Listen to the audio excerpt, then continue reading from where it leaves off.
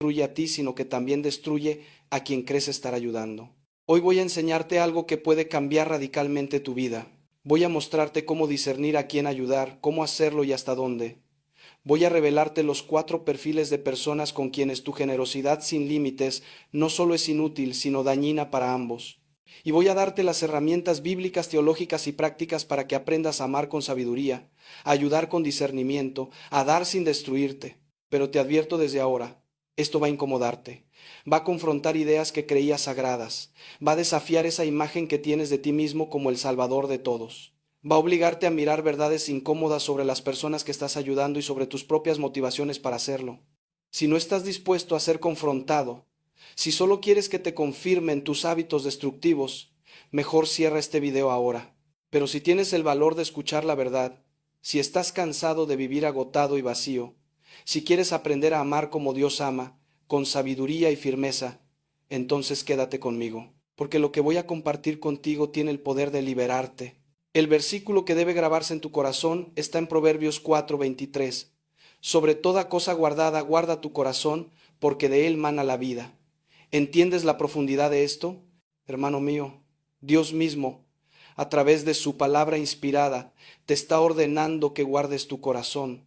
No te está sugiriendo, no te está dando una opción, te está mandando que protejas esa fuente de vida que llevas dentro. Porque si tu corazón se destruye, si tu alma se vacía, ya no tendrás nada que dar a nadie. Serás como un pozo seco pretendiendo dar agua a los sedientos. Y aquí está el problema fundamental que veo una y otra vez. Hemos confundido el amor cristiano con la ausencia total de límites. Hemos malinterpretado las enseñanzas de Jesús pensando que ser buen cristiano significa dejarse pisotear, ser el tapete de todo el mundo, permitir cualquier abuso con una sonrisa en el rostro. Y eso, hermano mío, hermana mía, es una perversión terrible del Evangelio. Jesús mismo puso límites. ¿Lo sabías? Jesús, el amor encarnado, el Dios que se hizo hombre para salvarnos, puso límites claros y firmes. Cuando los fariseos lo atacaban constantemente, no se quedó ahí aguantando sus insultos indefinidamente. Los confrontó con verdad contundente. Cuando la gente quería hacerlo rey por la fuerza, se retiró al monte solo. Cuando sus propios discípulos no entendían, les dijo con firmeza lo que necesitaban escuchar, aunque les doliera. Cuando los mercaderes profanaban el templo, no los trató con dulzura condescendiente, hizo un látigo y los expulsó. ¿Ves? Jesús amaba perfectamente, pero su amor incluía verdad, firmeza, límites. No era un amor blando que permitía cualquier cosa. Era un amor fuerte que buscaba el verdadero bien de las personas, no su comodidad temporal. Y nosotros, hermano mío, necesitamos aprender a amar como Jesús amaba. Con ternura cuando es tiempo de ternura, con firmeza cuando es tiempo de firmeza, con generosidad cuando la generosidad sirve, con límites cuando los límites son necesarios para el verdadero bien de todos. Déjame contarte algo que me partió el corazón hace apenas unos meses. Una mujer de unos 45 años vino a mi confesionario completamente destruida. Me dijo: Padre, creo que voy a tener un colapso nervioso, ya no puedo más. Le pregunté qué estaba pasando y me contó una historia que he escuchado cientos de veces con variaciones. Tenía un hermano adicto que llevaba 20 años cayendo y levantándose. Cada vez que caía, ella corría a rescatarlo. Le pagaba las deudas, le conseguía trabajo, lo acogía en su casa, le daba dinero. Y él invariablemente volvía a caer. Robaba cosas de su casa para vender, mentía, manipulaba, prometía cambiar y nunca cambiaba. Y ella seguía ayudándolo porque, me dijo con lágrimas, es mi hermano padre, los cristianos debemos perdonar siempre, ¿verdad? No puedo abandonarlo. Mientras tanto, su propio matrimonio estaba al borde del colapso porque su esposo estaba harto de sostener a ese hermano. Sus propios hijos estaban resentidos porque mamá gastaba en el tío drogadicto dinero que les hacía falta a ellos. Ella misma estaba en terapia por depresión, tomando medicamentos para dormir, completamente agotada, y seguía creyendo que tenía que seguir ayudando porque eso es lo que hacen los buenos cristianos. Le dije algo que la impactó muchísimo. Hermana, tú no estás ayudando a tu hermano, lo estás destruyendo, y te estás destruyendo a ti misma en el proceso. Lo que estás haciendo no es amor cristiano, es codependencia disfrazada de caridad. Ella se ofendió al principio, como era de esperarse. ¿Cómo puede decir eso, padre? Estoy sacrificándome por él. estoy siendo como Cristo. Y yo tuve que decirle la verdad dura, no, hermana, estás siendo su cómplice. Cada vez que lo rescatas de las consecuencias de sus decisiones, le estás enseñando que no tiene que cambiar porque tú siempre estarás ahí para limpiarte sus desastres, estás permitiendo su adicción. Y mientras tanto, estás abandonando a las personas que sí son tu responsabilidad, tu esposo, tus hijos, tú misma. Esa conversación fue larga y dolorosa, pero fue necesaria, porque esa mujer necesitaba escuchar que poner límites no es falta de amor, es amor maduro, que decir no más no es abandono, es permitir que la persona enfrente las consecuencias de sus actos, que cuidar de tu propio corazón no es egoísmo, es obediencia a Dios que te manda guardarlo. Después de meses de acompañamiento, esa mujer finalmente puso límites claros con su hermano. Le dijo, te amo, pero no voy a seguir rescatándote, no voy a darte más dinero, no voy a pagar tus deudas, no vas a vivir en mi casa mientras sigas usando drogas. Cuando estés verdaderamente listo para rehabilitarte, te ayudaré a encontrar un programa serio y te apoyaré en ese proceso. Pero mientras sigas eligiendo las drogas, yo elijo cuidar mi familia y mi salud. ¿Y sabes qué pasó? Al principio, su hermano reaccionó con furia. La acusó de ser egoísta, de no ser cristiana, de abandonarlo, trató de manipularla con culpa, pero ella se mantuvo firme. Y después de varios meses tocando fondo sin la red de seguridad de su hermana, finalmente aceptó entrar a un programa de rehabilitación serio. Hoy, 2 años después, lleva limpio y está reconstruyendo su vida. Y me dijo algo hermoso, si mi hermana no hubiera puesto esos límites, yo seguiría usando. Necesitaba tocar fondo de verdad. Esa historia, hermano mío, ilustra perfectamente lo que necesitas entender. A veces el amor más grande que puedes dar es decir no. A veces la ayuda más poderosa es dejar de ayudar. A veces salvas a alguien precisamente cuando dejas de rescatarlo. Pero antes de profundizar en los 4 perfiles de personas con quienes necesitas límites firmes, necesito que entiendas el fundamento teológico de lo que estoy enseñando. Porque esto no es psicología secular disfrazada de cristianismo. Esto es doctrina sólida, basada en la Escritura y en la tradición de la Iglesia. Primera de Corintios 3, ese capítulo famoso sobre el amor, nos dice que el amor no se goza de la injusticia, mas se goza de la verdad. ¿Captas esto? El amor verdadero se goza de la verdad, no de la mentira. Y cuando tú permites que alguien siga en patrones destructivos, cuando permites el abuso, cuando permites la manipulación, cuando permites que alguien te use sin cambiar nunca, no estás amando en verdad. Estás participando de una mentira. La mentira de que está bien vivir así, la mentira de que no hay consecuencias para las malas decisiones, la mentira de que el amor significa tolerar cualquier cosa. Gálatas 6:2 nos manda llevar las cargas los unos de los otros. Pero el versículo 5 del mismo capítulo dice que cada uno llevará su propia carga. ¿Hay contradicción aquí? No, hay sabiduría.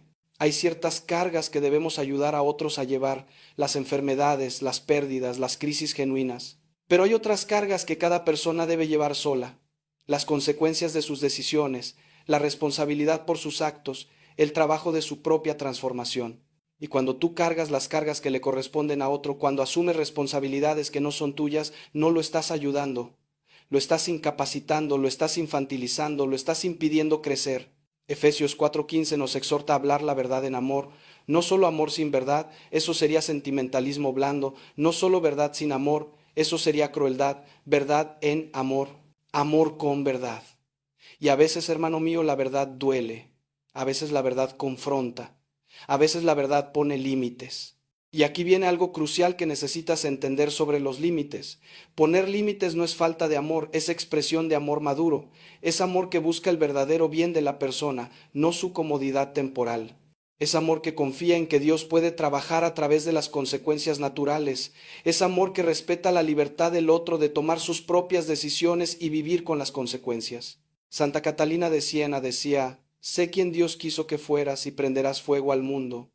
Pero ¿cómo puedes ser quien Dios quiso que fueras si estás constantemente agotado, resentido, vacío por dar sin sabiduría? No puedes, hermano mío. Por eso Dios te manda guardar tu corazón, porque de ese corazón guardado, sano, en paz, es de donde emana la vida verdadera que puedes compartir con otros. Ahora vamos a lo más práctico y más confrontador. Voy a describirte 4 perfiles de personas con quienes tu ayuda sin límites no solo es inútil, sino dañina. Y mientras los describo, quiero que seas brutalmente honesto contigo mismo. ¿Hay alguien en tu vida que encaja en estos perfiles? Porque si lo hay, necesitas cambiar radicalmente cómo te relacionas con esa persona. El primer perfil es la persona que no reconoce que tiene un problema. Este es el tipo de persona que está claramente en crisis, claramente en error, claramente en un patrón destructivo, pero que se niega rotundamente a admitirlo. Todo es culpa de otros, todo es mala suerte, todo es conspiración en su contra, pero él o ella nunca, jamás reconoce su parte en el problema. Es el alcohólico que insiste en que no tiene problema con la bebida, que puede dejarlo cuando quiera, que solo bebe para relajarse. Es la esposa infiel que culpa a su esposo de su infidelidad. Si tú fueras mejor esposo, yo no habría buscado a otro. Es el empleado que fue despedido de 5 trabajos y cada vez la culpa es del jefe injusto, de los compañeros envidiosos, del sistema corrupto, nunca de su propia irresponsabilidad.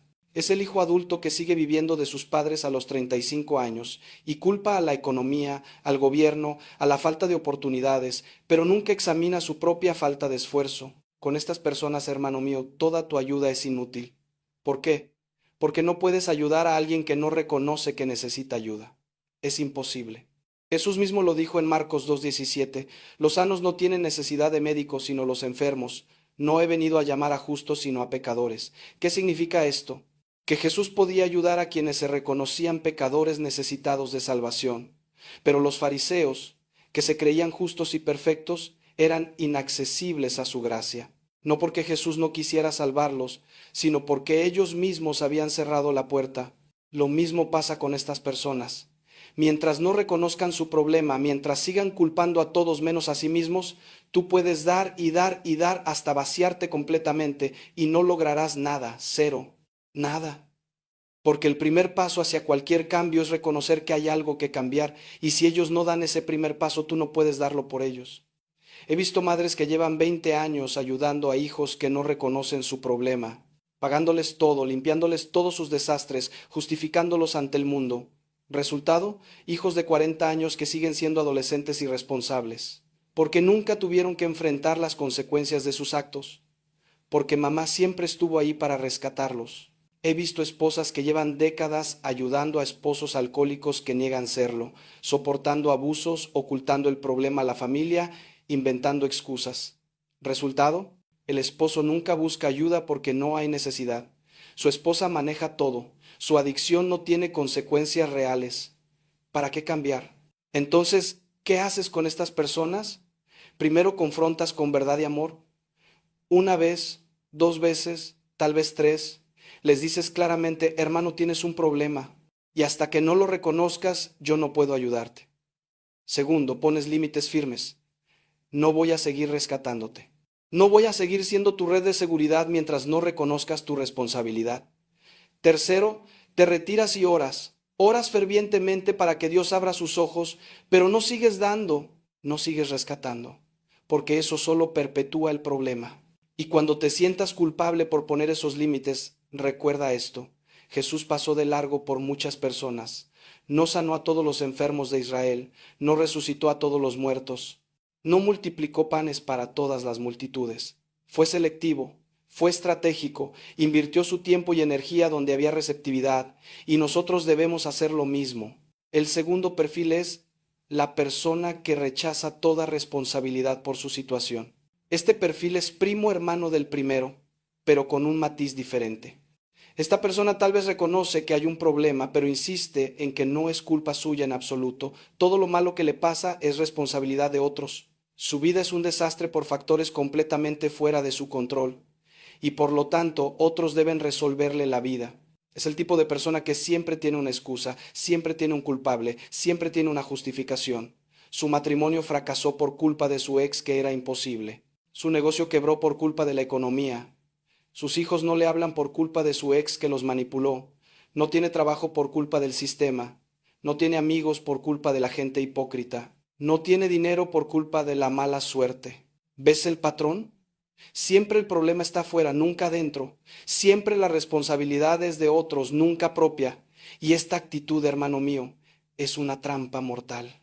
Porque si todo lo que te pasa es culpa de otros, entonces no puedes hacer nada para cambiarlo. Eres una víctima perpetua, un títere de las circunstancias, una hoja arrastrada por el viento. La Escritura es clarísima en esto. Gálatas 6:7 dice, no os engañéis, Dios no puede ser burlado, pues todo lo que el hombre sembrare, eso también segará. Causa y efecto, siembra y cosecha. Tus decisiones tienen consecuencias. Y aunque es cierto que a veces sufrimos injusticias que no provocamos, la mayoría de las veces nuestros problemas son resultado de nuestras propias decisiones. Pero esta persona se niega a verlo y quiere que tú asumas la responsabilidad que le corresponde a ella. Quiere que tú arregles su vida, quiere que tú cargues con las consecuencias de sus malas decisiones. Y si tú aceptas ese rol, te vas a destruir sin lograr nada. Déjame contarte de un hombre que vino a pedirme ayuda económica. Me dijo que estaba desesperado, que le iban a quitar su casa, que no tenía para comer. Le pregunté qué había pasado y me contó una larga historia sobre cómo su jefe lo despidió injustamente, cómo su exesposa se quedó con todo, cómo sus hijos no lo apoyan, cómo los bancos son abusivos. Todo el mundo tenía culpa menos él. Le hice algunas preguntas y descubrí que lo habían despedido por llegar tarde constantemente y por conflictos con todos sus compañeros, que en su divorcio él había sido infiel múltiples veces, que sus hijos no lo buscaban porque él nunca estuvo presente cuando eran pequeños, que estaba endeudado por vivir por encima de sus posibilidades durante años. Le señalé todo esto con respeto pero con claridad, ¿y sabes cómo reaccionó? Con furia, se ofendió profundamente. Me dijo que yo no entendía, que era fácil juzgar desde afuera, que si supiera toda la historia pensaría diferente, y se fue sin querer escuchar más. Esa es la actitud característica de este perfil. Rechazan cualquier señalamiento de su responsabilidad. Cualquier intento de mostrarle su parte en el problema es visto como ataque, como falta de comprensión, como traición. Y quieren que tú simplemente des sin cuestionar, sin señalar, sin confrontar. Con estas personas, hermano mío, tu ayuda no solo es inútil, es contraproducente. Porque cada vez que les resuelves un problema, cada vez que asumes una consecuencia que les corresponde a ellos, les estás confirmando en su mentira de que ellos no tienen culpa, de que el mundo está en su contra, de que necesitan que otros los rescaten constantemente. ¿Qué hacer? Primero, señalarles con amor, pero con firmeza su parte de responsabilidad. Hermano, entiendo que has pasado por cosas difíciles, pero también necesitas reconocer las decisiones que te trajeron aquí. Segundo, ofrecerles ayuda condicionada a que asuman responsabilidad. Te ayudaré a buscar trabajo, pero necesitas asumir que el patrón de llegar tarde debe cambiar. Tercero, si rechazan asumir cualquier responsabilidad, retirarte.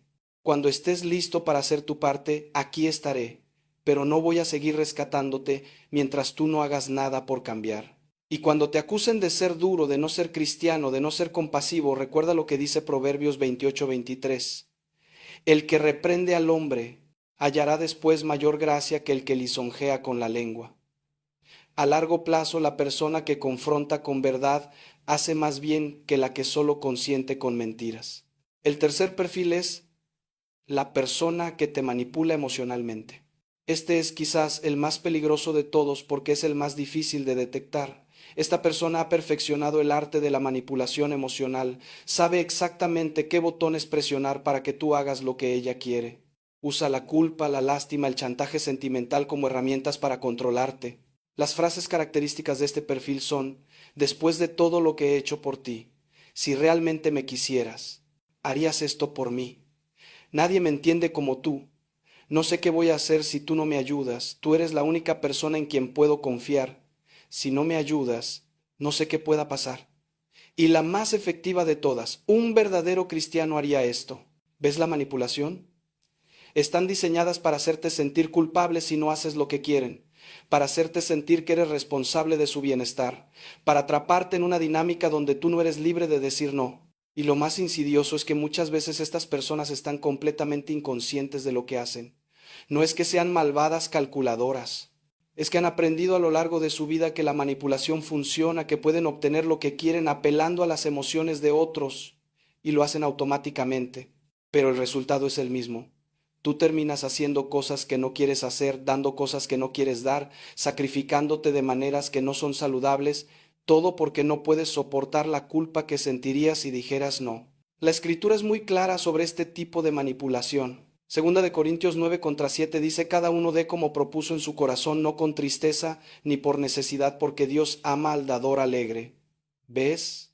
Dios no quiere que des por obligación, por culpa, por manipulación. Quiere que des libremente, alegremente, desde tu corazón.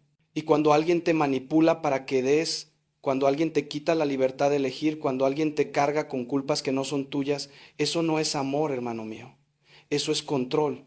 Eso es abuso emocional disfrazado de necesidad.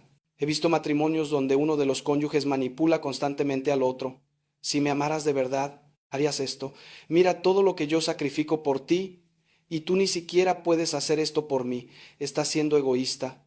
Y el otro cónyuge vive en culpa constante, tratando desesperadamente de complacer, pero nunca es suficiente porque el manipulador siempre mueve la meta. He visto padres ancianos que manipulan a sus hijos adultos. Después de todo lo que hice por ti cuando eras niño, me voy a morir pronto y vas a arrepentirte de no haber pasado más tiempo conmigo. Tus hermanos sí me visitan, pero tú eres el hijo ingrato. Y los hijos viven en culpa perpetua, sacrificando sus propias familias, su propia salud, por complacer a padres que nunca están satisfechos. He visto amistades tóxicas donde uno siempre está en crisis, siempre necesita algo, siempre tiene una emergencia, y el otro corre cada vez, deja todo, sacrifica todo. Pero cuando el que siempre da necesita algo, el manipulador nunca está disponible.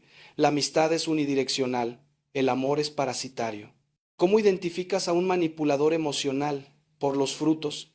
Si después de interactuar con esa persona constantemente te sientes culpable, agotado, ansioso, resentido, probablemente hay manipulación. Si sientes que no puedes decir no sin consecuencias terribles, probablemente hay manipulación. Si esa persona usa amenazas sutiles o no tan sutiles para conseguir lo que quiere, definitivamente hay manipulación. ¿Qué hacer? Primero, reconocer la dinámica, llamarla por su nombre, esto es manipulación y no voy a permitirla más. Segundo, establecer límites claros sin justificarte excesivamente. No voy a hacer eso, no porque no te ame, sino porque no es sano para ninguno de los dos. Tercero, mantener los límites aunque la persona reaccione mal, porque va a reaccionar mal. Va a intensificar la manipulación, va a hacerte sentir peor. Es su último recurso para recuperar el control. Pero si te mantienes firme, eventualmente tendrá que aceptar los límites o alejarse. Y si se aleja, hermano mío, déjala ir. Una relación basada en manipulación no es relación verdadera, es esclavitud. Y tú fuiste llamado a la libertad. Gálatas 5:1 dice, estad pues firmes en la libertad con que Cristo nos hizo libres y no estéis otra vez sujetos al yugo de esclavitud. El cuarto perfil es la persona que no está dispuesta a hacer su parte. Este perfil quiere resultados sin esfuerzo, quiere cambios sin trabajo, quiere que tú hagas todo mientras ella no mueve un dedo. Es la persona que te pide ayuda, pero cuando le ofrece soluciones prácticas, siempre tiene una excusa para no implementarlas. Ayúdame a encontrar trabajo. Le das contactos, le ayudas con su currículum, le informas de vacantes, pero nunca aplica. O aplica sin esfuerzo o rechaza las oportunidades porque no son exactamente lo que busca. Ayúdame con mi matrimonio. Le sugieres terapia de pareja, libros, retiros matrimoniales, pero nunca lo hace porque no hay tiempo, es muy caro, mi esposo no va a querer. Ayúdame a salir de las deudas. Le das un plan de presupuesto, le explicas cómo reducir gastos, pero no lo implementa porque es muy difícil, no puedo vivir así, necesito ciertos lujos. ¿Ves el patrón? Mucha queja, cero acción. Mucha petición de ayuda, cero disposición a hacer el trabajo que la ayuda requiere. Y tú, como persona generosa que eres, sigues intentando, sigues buscando soluciones mágicas, sigues pensando que si encuentras la ayuda perfecta, finalmente esta persona va a cambiar. Pero no va a cambiar, hermano mío, porque no quiere pagar el precio del cambio. Jesús enseñó esto claramente en la parábola de los talentos en Mateo 25. El Señor da talentos a sus siervos según su capacidad. 2 de ellos trabajan, se esfuerzan, multiplican lo que recibieron. El tercero entierra su talento y no hace nada. ¿Y qué pasa? Los 2 primeros son recompensados, el tercero es castigado y lo poco que tenía le es quitado. ¿Qué nos enseña esto? Que Dios espera que trabajemos con lo que nos da. La gracia de Dios no reemplaza el esfuerzo humano, lo capacita. Dios nos da semillas, pero nosotros debemos plantarlas, regarlas, cuidarlas. Dios abre puertas, pero nosotros debemos caminar a través de ellas. Dios provee oportunidades, pero nosotros debemos aprovecharlas. Y cuando alguien quiere que tú hagas todo el trabajo mientras él solo recibe los beneficios, no es un pedido legítimo de ayuda, es explotación, es pereza espiritual, es rechazo a la responsabilidad personal. He visto esto en contextos pastorales constantemente. Personas que piden oración pero nunca oran ellas mismas. Personas que piden consejo pero nunca siguen ningún consejo. Personas que dicen querer cambiar pero nunca dan un solo paso hacia el cambio. Y quieren que el sacerdote, que el consejero, que el amigo haga magia y les resuelva la vida sin que ellas muevan un dedo. Con estas personas, hermano mío, necesitas ser absolutamente claro desde el principio. Estoy dispuesto a ayudarte, pero necesito ver que tú también estás dispuesto a hacer tu parte. No puedo hacer el trabajo por ti. Puedo acompañarte, puedo guiarte, puedo apoyarte, pero el esfuerzo principal debe ser tuyo. Y si después de eso ves que no hay esfuerzo real, que solo hay palabras sin acción, necesitas retirarte. Proverbios 26:11 dice, como perro que vuelve a su vómito, así es el necio que repite su necedad. Si alguien repite constantemente los mismos patrones, pide ayuda pero nunca cambia, probablemente no está realmente dispuesto a cambiar. Solo quiere alivio temporal sin transformación real. Entonces, ¿qué haces? Les dices con amor pero con firmeza, hermano, yo estoy aquí cuando decidas hacer tu parte. Cuando estés listo para el trabajo que el cambio requiere, cuenta conmigo. Pero mientras solo quieras que yo haga todo, no puedo ayudarte porque eso no te ayudaría realmente. Y ora por ellos, hermano mío. Ora fervientemente para que Dios les dé la gracia de querer cambiar de verdad, pero no cargues con lo que les corresponde a ellos cargar. Porque si lo haces, les estás robando la oportunidad de crecer, de madurar, de convertirse en las personas que Dios quiere que sean. Ahora, después de describir estos 4 perfiles, necesito que entiendas algo crucial. Poner límites con estas personas no significa dejar de amarlas, no significa abandonarlas, no significa rendirte con ellas. Significa amarlas de la manera correcta, de la manera que verdaderamente les sirve. San Pablo lo explica hermosamente en Efesios 4:15, sino que siguiendo la verdad en amor, crezcamos en todo en aquel que es la cabeza, esto es Cristo. Verdad en amor. No verdad sin amor, eso sería crueldad. No amor sin verdad, eso sería sentimentalismo inútil. Verdad y amor juntos. Y a veces, hermano mío, la verdad duele. A veces los límites duelen, a veces decir no duele, pero es un dolor sanador, un dolor que puede llevar a la persona a la reflexión, al arrepentimiento, al cambio genuino. Piensa en el hijo pródigo de Lucas 15. Ese padre amaba a su hijo profundamente. Pero cuando el hijo pidió su herencia y se fue a desperdiciarla, el padre no corrió detrás de él rescatándolo constantemente. No le enviaba dinero cada vez que el hijo lo necesitaba. No iba a sacarlo de problemas. El padre puso un límite doloroso. Si quieres irte, vete, pero las consecuencias son tuyas. ¿Y qué pasó? El hijo tocó fondo. Llegó a tal nivel de miseria que tuvo que cuidar cerdos y anhelar su comida. Y fue precisamente ahí en el fondo donde volvió en sí, donde reconoció su error, donde decidió regresar. Y el padre que había estado esperando y orando todo ese tiempo lo recibió con brazos abiertos. Pero nota esto, el padre lo recibió cuando el hijo regresó arrepentido, no antes. No fue a rescatarlo de las consecuencias, permitió que esas consecuencias hicieran su trabajo de llevar al hijo al arrepentimiento. Eso, hermano mío, es amor sabio, es amor con límites. Es amor que confía en que Dios puede usar incluso el sufrimiento consecuencia del pecado para llevar a la persona de regreso a casa. Y necesitas aplicar esa sabiduría en tus relaciones. Con tu hijo adulto que no quiere trabajar, con tu hermano adicto, con tu amiga que vive de drama en drama, con tu familiar manipulador, ámalos, ora por ellos. Pero no los rescates de las consecuencias que necesitan enfrentar, porque esas consecuencias pueden ser precisamente el instrumento que Dios usa para su conversión. Ahora bien, sé que en este momento estás pensando, pero Padre, ¿no se supone que debemos perdonar 70 veces 7? ¿No dijo Jesús que debemos dar la otra mejilla? ¿No nos manda amar a nuestros enemigos? Excelente pregunta. Y la respuesta es sí, absolutamente. Pero perdón no significa ausencia de límites. Dar la otra mejilla no significa convertirte en víctima perpetua. Amar a tu enemigo no significa permitirle que te destruya. Déjame explicarte cada uno de estos conceptos correctamente porque han sido terriblemente malinterpretados. Perdonar 70 veces 7 significa que no guardas rencor, que no buscas venganza, que sueltas la ofensa de tu corazón. Pero no significa que permites que la persona te ofenda una y otra vez sin consecuencias. Puedes perdonar a alguien y al mismo tiempo mantener límites claros. Te perdono, pero no voy a permitir que esto vuelva a pasar. Si sigues con este comportamiento tendré que distanciarme. Dar la otra mejilla, en su contexto original, era un acto de resistencia no violenta ante la humillación pública. No era una invitación a ser víctima de abuso continuo. Era una manera de mantener la dignidad sin responder con violencia, pero Jesús mismo no siempre dio la otra mejilla.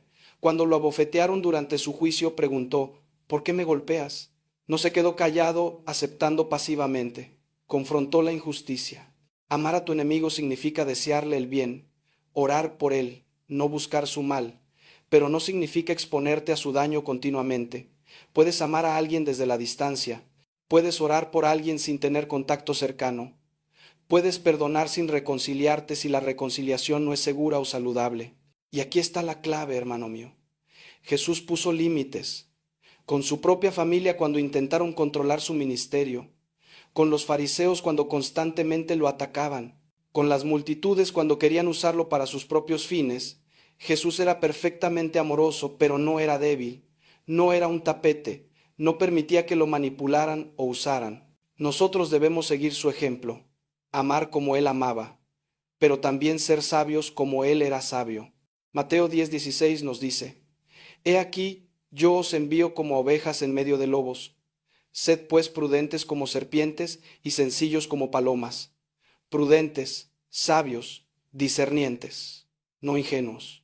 Entonces, ¿cómo se ve todo esto en la práctica? Déjame darte pasos concretos que puedes implementar desde hoy. Primero, evalúa tus relaciones actuales honestamente. Haz una lista de las personas a quienes estás ayudando regularmente y para cada una pregúntate, ¿esta persona reconoce su problema? ¿Asume su responsabilidad? ¿Me manipula emocionalmente? ¿Está dispuesta a hacer su parte? Si la respuesta a cualquiera de estas preguntas es no, necesitas reconsiderar seriamente cómo te estás relacionando con esa persona. Segundo, identifica tus motivaciones reales para ayudar. ¿Por qué sigues ayudando a personas que nunca cambian? ¿Es genuinamente por amor a ellas o es porque necesitas sentirte necesario? ¿Es porque te da identidad ser el salvador de todos? ¿Es porque tienes miedo al conflicto que vendrá si pones límites? ¿Es porque crees que tu valor depende de cuánto das? Sé brutalmente honesto, porque a veces nuestro ayudar tiene más que ver con nuestras propias necesidades que con el verdadero bien del otro. Tercero, aprende a decir no sin culpa. Practica frases como, entiendo que necesitas ayuda, pero no puedo hacer eso. Te amo. Pero no es saludable para ninguno de los dos que yo siga rescatándote. No voy a ser parte de esto. Y no te justifiques excesivamente, no des 1000 explicaciones. No pidas permiso, simplemente establece el límite con firmeza y amor. Cuarto, prepárate para la reacción negativa. Cuando pongas límites con personas acostumbradas a no tenerlos, van a reaccionar mal, van a enojarse, van a acusarte, van a intentar manipularte con más intensidad, van a decirte que eres egoísta, que no eres cristiano, que los estás abandonando. Prepárate mentalmente para esto y mantente firme, la tormenta pasará y del otro lado hay libertad. Quinto, busca apoyo, no hagas esto solo. Habla con un director espiritual, con un consejero sabio, con amigos que te puedan dar perspectiva. Porque cuando estás en medio de la situación es difícil ver con claridad. Necesitas personas objetivas que te confirmen que estás haciendo lo correcto o que te confronten si estás siendo demasiado duro. Sexto, reemplaza la ayuda dañina con ayuda sabia. No se trata de dejar de ayudar por completo, se trata de ayudar de maneras que realmente sirven. En lugar de darle dinero al familiar que lo desperdicia, ofrécele pagar directamente un curso que le ayude a conseguir trabajo. En lugar de rescatar constantemente a tu hijo adulto, ofrécele apoyo emocional mientras él enfrenta las consecuencias de sus decisiones. En lugar de ser el terapeuta no oficial de tu amiga, sugiérele que busque ayuda profesional y ofrécele acompañarla a la primera cita. Séptimo, ora sin cesar. Por ti mismo para que Dios te dé sabiduría y fortaleza. Por las personas con quienes necesitas poner límites, para que Dios abra sus ojos y abra sus corazones. Y confía en que Dios puede hacer más por ellos en una hora de lo que tú puedes hacer en 1000 años de rescates inútiles. Déjame contarte una última historia que ilustra el poder de los límites sabios. Hace unos años, una mujer en sus 50 vino a verme completamente agotada. Tenía una hija de 30 años que era un desastre, 3 hijos de 3 padres diferentes, sin trabajo estable, viviendo de subsidios y de la ayuda de mamá, y la abuela terminó siendo quien realmente criaba a los nietos mientras la hija salía de fiesta. Esta mujer me dijo: Padre, no puedo más, pero son mis nietos, ¿cómo los voy a abandonar? Le dije: Hermana, no estoy sugiriendo que abandones a tus nietos, pero necesitas entender que al rescatar constantemente a tu hija, le estás enseñando que no tiene que ser responsable, y tus nietos están aprendiendo el mismo patrón. Trabajamos juntos en un plan. La abuela le dijo a su hija: Te amo, pero esto va a cambiar. Voy a seguir ayudándote a cuidar a los niños, pero solo si tú buscas trabajo y lo mantienes. Y solo 2 días a la semana, no todos los días. Necesitas ser madre de tus propios hijos. Y si no estás dispuesta a hacer esto, tendré que reportar la situación a servicios sociales porque estos niños necesitan estabilidad. La hija se enfureció, amenazó, manipuló, pero la madre se mantuvo firme. Y después de algunas semanas dramáticas, la hija finalmente encontró trabajo, tuvo que organizarse, tuvo que madurar, tuvo que ser madre. Hoy, 3 años después, esa hija tiene un trabajo estable. Ha reducido sus hijos a los servicios sociales que necesitaba, y por primera vez en su vida está siendo realmente madre de sus hijos. ¿Y sabes qué me dijo la abuela? Padre, desearía haber hecho esto hace 10 años.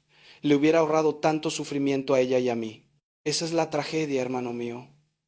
Que muchas veces por miedo de ser duros, por miedo de ser malos cristianos, permitimos situaciones destructivas durante años, décadas incluso.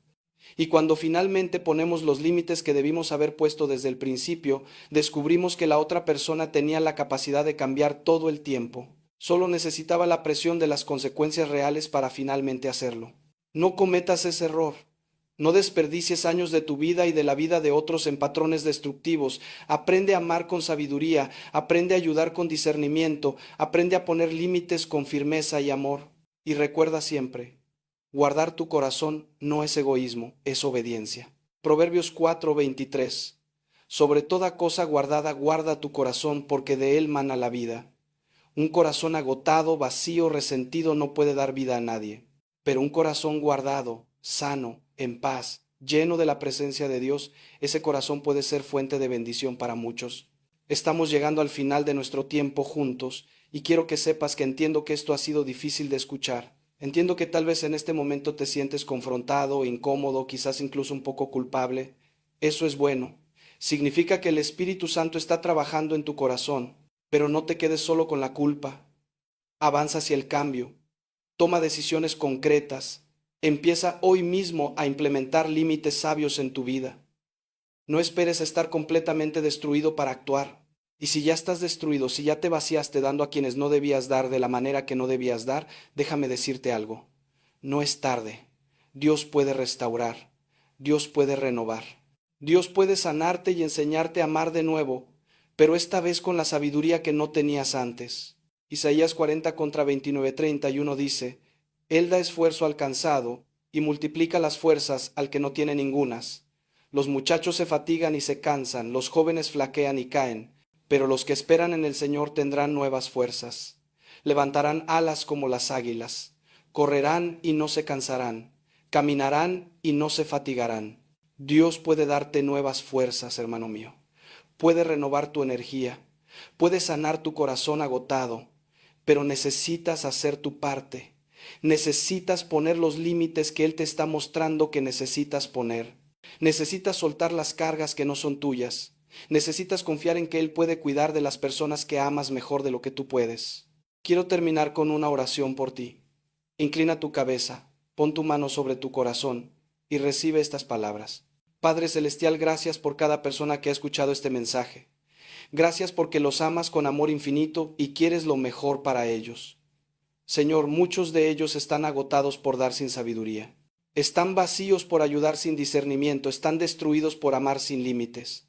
Te pido, Padre, que les des la gracia del discernimiento, que les muestres claramente dónde necesitan poner límites, que les des valor para hacerlo aunque sea difícil, que les quites la culpa falsa que el enemigo pone sobre ellos cuando intentan cuidar de su propio corazón. Sana, Señor, los corazones heridos, restaura las fuerzas agotadas, renueva el amor que se ha secado, y enséñales a amar como tú amas, con sabiduría, con verdad, con firmeza, con límites santos. Libera a las personas que ellos están ayudando de maneras dañinas. Permite que enfrenten las consecuencias que necesitan enfrentar. Trabaja en sus corazones de maneras que solo tú puedes y trae conversión verdadera, cambio genuino, transformación real. Protege estas familias, Señor, sana estas relaciones. Trae orden donde hay caos, trae paz donde hay conflicto, trae claridad donde hay confusión. Y que cada persona que me escucha salga de aquí con la determinación de guardar su corazón como tú mandas, sabiendo que de ese corazón guardado mana la vida que puede bendecir a muchos. Te lo pedimos en el nombre de Jesús, quien amó perfectamente y puso límites sabiamente. Amén. Hermano mío, hermana mía, gracias por tu tiempo y tu apertura. Sé que esto ha sido difícil pero necesario. Ahora ve y vive lo que has aprendido.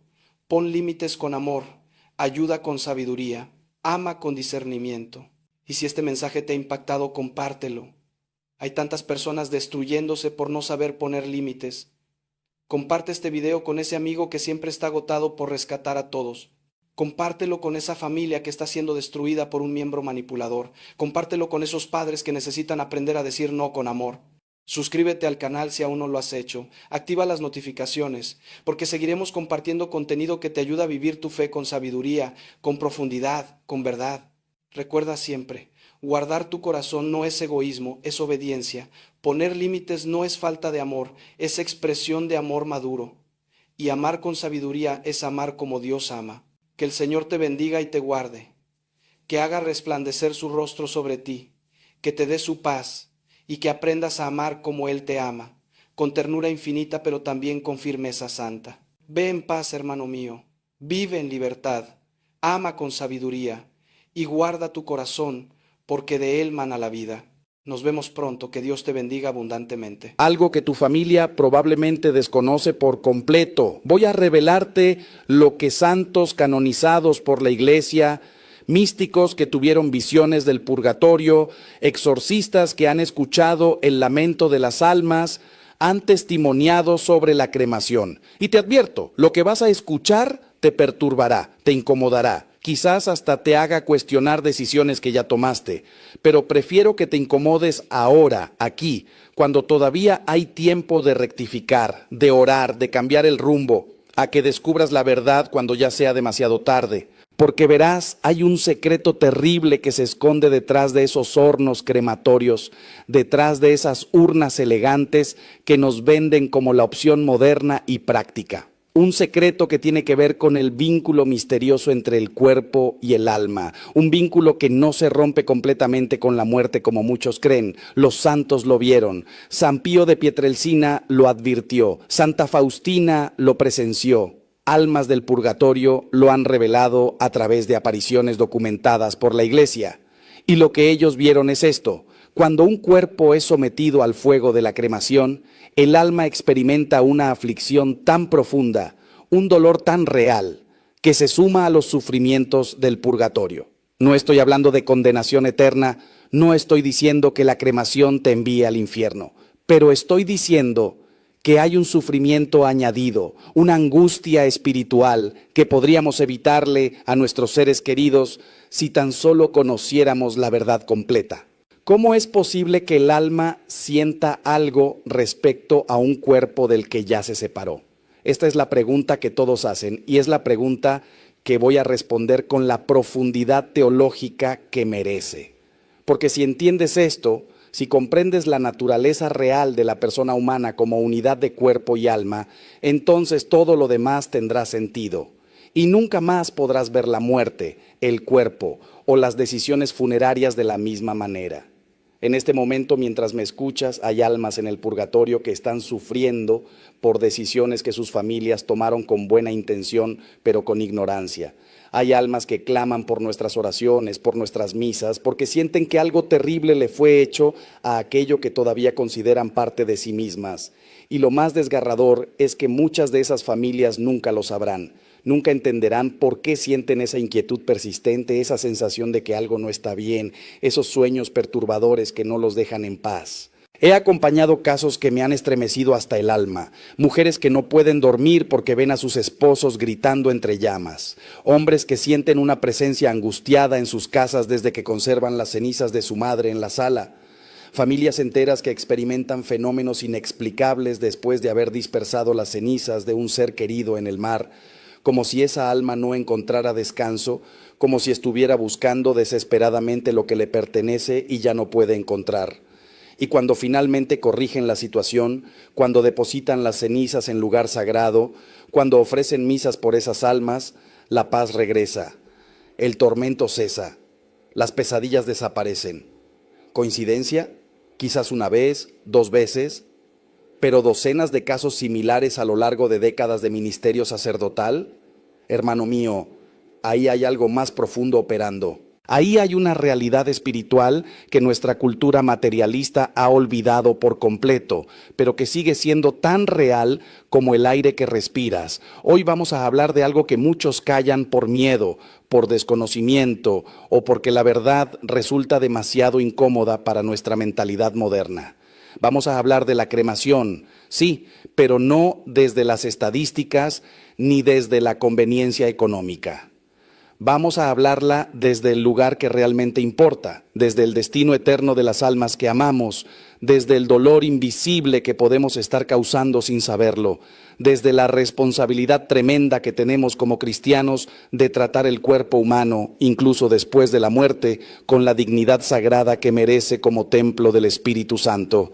Y te advierto de nuevo, si has cremado a alguien, si estás pensando en la cremación para ti mismo, lo que vas a escuchar te confrontará, pero también te ofrecerá esperanza, soluciones, caminos de reparación. Porque la misericordia de Dios es infinita y nunca es demasiado tarde para rectificar, para orar, para aliviar el sufrimiento de un alma que quizás está esperando tu ayuda en este preciso momento. Así que te pido, te suplico con todo mi corazón de pastor, no cierres este mensaje. No lo descartes como superstición antigua. Dale una oportunidad a la verdad que la Iglesia ha guardado durante 2000 años. Dale una oportunidad a los testimonios de los santos que vieron lo que tú y yo no podemos ver. Dale una oportunidad a tu propia conciencia que quizás ya te está diciendo que hay algo aquí que necesitas escuchar. Porque lo que está en juego no es una opinión teológica, no es una preferencia litúrgica. Lo que está en juego es el eterno descanso de las almas que amamos. Y si existe, aunque sea una posibilidad, una sola posibilidad de que lo que voy a compartir contigo sea verdad, ¿no vale la pena quedarte hasta el final? ¿No merece esa alma que tanto amaste que dediques estos minutos a considerar si quizás, sin saberlo, le causaste un sufrimiento que ahora puedes aliviar? Quédate conmigo, escucha con el corazón abierto. Y al final tú mismo juzgarás si lo que has escuchado viene del Espíritu de verdad o no.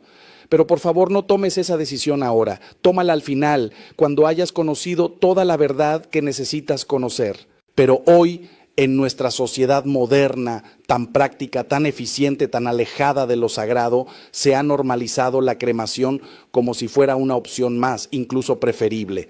Se nos dice que es más económica, más higiénica, más cómoda. Y es cierto que la Iglesia, en su infinita misericordia, ya no prohíbe la cremación como lo hacía antes.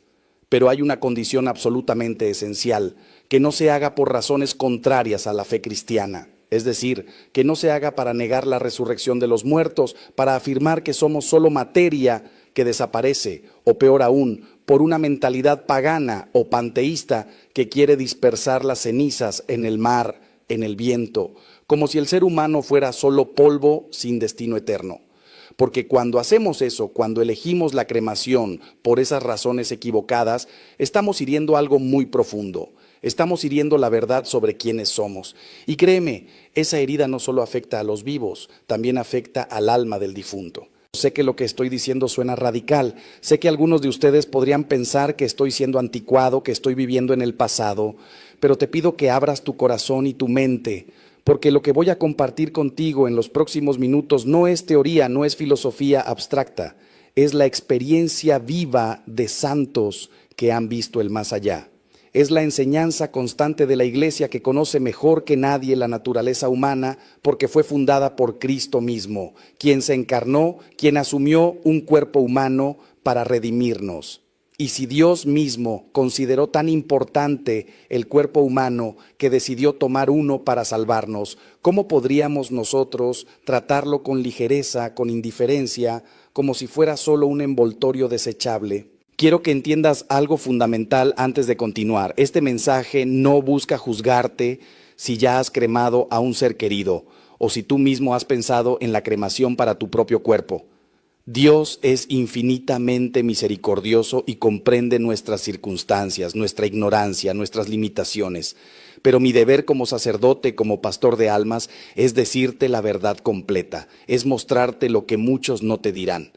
Porque en esta época en que todo se relativiza, en que se nos dice que todas las opciones son igualmente válidas, alguien tiene que tener el coraje de decir, no todo da igual.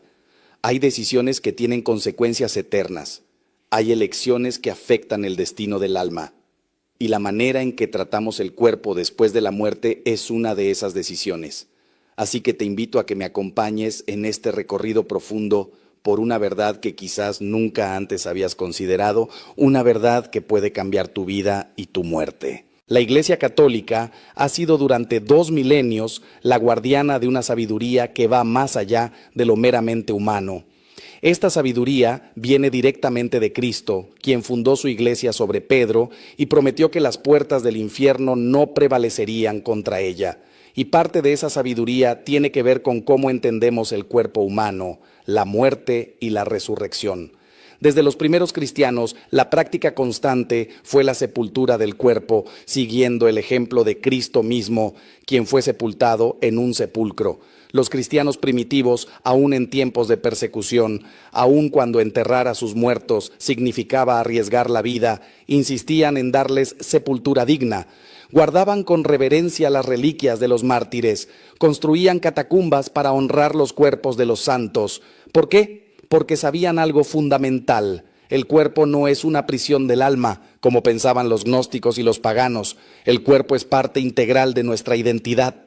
Es el templo del Espíritu Santo, como nos dice San Pablo. Durante siglos, la cremación fue vista con profunda desconfianza por la Iglesia, precisamente porque era una práctica asociada con filosofías que negaban la resurrección. Los romanos paganos cremaban a sus muertos porque creían que el alma se liberaba definitivamente de la materia. Las corrientes gnósticas despreciaban el cuerpo como algo malo, algo de lo que había que liberarse. Y la Iglesia, fiel a la enseñanza de Cristo sobre la resurrección de la carne, se opuso firmemente a estas prácticas. Durante el siglo XIX, cuando las sociedades masónicas y los grupos anticlericales comenzaron a promover la cremación específicamente para negar la fe católica en la resurrección, la Iglesia prohibió tajantemente esta práctica. Era una manera de proteger la fe del pueblo, de defender la verdad sobre el destino del hombre, cuerpo y alma. Con el tiempo, la Iglesia, en su sabiduría maternal, comprendió que la cremación podía realizarse sin necesariamente negar la resurrección. Entendió que en ciertas circunstancias, por razones sanitarias, económicas o de espacio, la cremación podía ser una opción práctica. Y así, en 1963 el Santo Oficio permitió la cremación siempre y cuando no se hiciera por razones contrarias a la doctrina cristiana. Más tarde, el Código de Derecho Canónico de 1983 confirmó esta apertura, pero manteniendo siempre una preferencia clara por la sepultura tradicional. Y aquí está el punto crucial que muchos olvidan. La Iglesia permite, pero no prefiere. Tolera, pero no promueve. Y establece condiciones muy claras. Las cenizas deben ser tratadas con el mismo respeto que se daría al cuerpo, deben ser depositadas en un lugar sagrado, nunca dispersadas ni conservadas en el hogar como si fueran un objeto decorativo. En el año 2016, la Congregación para la Doctrina de la Fe publicó una instrucción titulada Ad Resurgendum cum Christo, que clarifica de manera definitiva la posición de la Iglesia. Este documento, aprobado por el Papa Francisco, establece que la Iglesia recomienda insistentemente que los cuerpos de los difuntos sean sepultados siguiendo el ejemplo de Cristo. Y cuando se elige la cremación, prohíbe absolutamente la conservación de las cenizas en el hogar, su dispersión en el aire, en el mar o en la tierra, o su transformación en objetos conmemorativos. ¿Por qué esta insistencia? ¿Por qué estas prácticas introducen una mentalidad naturalista o nihilista que contradice la esperanza cristiana en la resurrección? Convertir a un ser humano, imagen de Dios, en un puñado de cenizas esparcidas al viento, es decir, implícitamente que no hay nada más allá, que todo termina, que somos solo naturaleza que vuelve a la naturaleza. Y eso, hermano mío, es una mentira que hiere profundamente la dignidad humana y la fe cristiana. Lo que muchos católicos desconocen es que esta enseñanza de la Iglesia no es arbitraria ni meramente disciplinaria. No es una regla inventada por burócratas eclesiásticos. Es una enseñanza que brota de la verdad revelada sobre la naturaleza humana y el destino eterno del hombre. La Iglesia sabe, porque ha sido iluminada por el Espíritu Santo durante 2000 años, que hay realidades espirituales que nuestros ojos no ven, pero que son absolutamente reales. Sabe que el alma mantiene una relación misteriosa con el cuerpo incluso después de la muerte, hasta la resurrección final. Y sabe, por el testimonio de los santos y las revelaciones místicas, que la manera en que tratamos el cuerpo del difunto afecta de alguna manera al alma que se ha separado de él. Ahora bien, déjame llevarte más profundo todavía. Déjame contarte lo que los santos han visto. Lo que las almas privilegiadas, aquellas que Dios ha permitido que contemplen realidades que normalmente están ocultas, nos han revelado sobre la cremación y el sufrimiento del alma. Porque si la Iglesia habla con tanta insistencia sobre este tema, no es por capricho ni por apego a tradiciones antiguas, es porque conoce verdades que van más allá de lo que la razón humana puede alcanzar por sí sola. Santa Catalina de Génova, una de las grandes místicas de la Iglesia, que experimentó visiones profundas del purgatorio y del estado de las almas después de la muerte, habló del vínculo que permanece entre el alma y el cuerpo incluso después de la separación. Ella vio cómo las almas en el purgatorio sufren no solo por la purificación de sus pecados, sino también por la separación de sus cuerpos, anhelando la reunificación que vendrá con la resurrección. Santa Faustina Kowalska, la apóstol de la Divina Misericordia, también tuvo revelaciones sobre el estado de las almas después de la muerte. En su diario describe cómo las almas son profundamente conscientes de lo que sucede con sus cuerpos, de cómo son tratados, de si se les da sepultura cristiana o no. Habla de almas que sufren porque sus cuerpos fueron profanados o tratados sin respeto. Aunque Santa Faustina no habla específicamente de la cremación, sus revelaciones nos muestran claramente que existe una conexión misteriosa entre el alma separada y el cuerpo que dejó atrás. Una conexión que no se rompe completamente hasta la resurrección final. Y esto tiene sentido teológico profundo, porque si somos una unidad de cuerpo y alma, si nuestra identidad personal incluye ambas dimensiones, entonces la separación de la muerte no es el fin de la historia. Es un estado transitorio anormal que será superado cuando Dios restaure todas las cosas, pero hay testimonios aún más directos y estremecedores. El padre José Antonio Fortea, uno de los más reconocidos exorcistas de nuestra época, ha compartido en sus escritos y conferencias casos de almas en pena que se han manifestado expresando angustia por la cremación de sus cuerpos. En el ministerio de liberación y exorcismo, los sacerdotes a veces se encuentran con fenómenos en los que almas del purgatorio piden oraciones precisamente porque sus cuerpos fueron cremados y ellas experimentan esto como una violencia adicional a su proceso de purificación. No es que la cremación las condene. Eso debe quedar absolutamente claro. Dios es justo y misericordioso y no castiga a nadie por decisiones tomadas en ignorancia o por necesidad. Pero estas almas testimonian que sienten el acto de la cremación como un sufrimiento añadido, como una violencia contra algo que todavía les pertenece de manera misteriosa. San Pío de Pietrelcina, el gran santo estigmatizado que tenía el don de leer las almas y de comunicarse con las almas del purgatorio, también advirtió sobre la cremación. En sus conversaciones privadas con sus directores espirituales y con personas cercanas, expresó que las almas sufren cuando sus cuerpos son cremados porque sienten como si ellas mismas estuvieran siendo quemadas. Esto puede parecer extraño a nuestra mentalidad racionalista moderna, pero tiene una lógica espiritual profunda. El alma, aunque separada del cuerpo, mantiene una conexión ontológica con él. Es como si el alma todavía sintiera el cuerpo como parte de sí misma, esperando el momento de la reunificación. Y cuando ese cuerpo es sometido al fuego, a la destrucción violenta, el alma lo experimenta como un dolor, como una herida. Entiendo perfectamente si en este momento estás sintiendo incomodidad, duda o incluso resistencia a lo que estoy diciendo. Es natural. Vivimos en una cultura que ha perdido el sentido de lo sagrado, que ha reducido el cuerpo humano a pura biología, a materia sin trascendencia. Pero te pido que consideres esto. Si los santos, que vivieron vidas de oración profunda, que estuvieron más cerca de Dios que la mayoría de nosotros jamás estaremos en esta vida, si ellos nos advierten sobre estas realidades, ¿no deberíamos al menos tomarlo en serio? ¿No deberíamos al menos abrir nuestro corazón a la posibilidad de que existen misterios que escapan a nuestra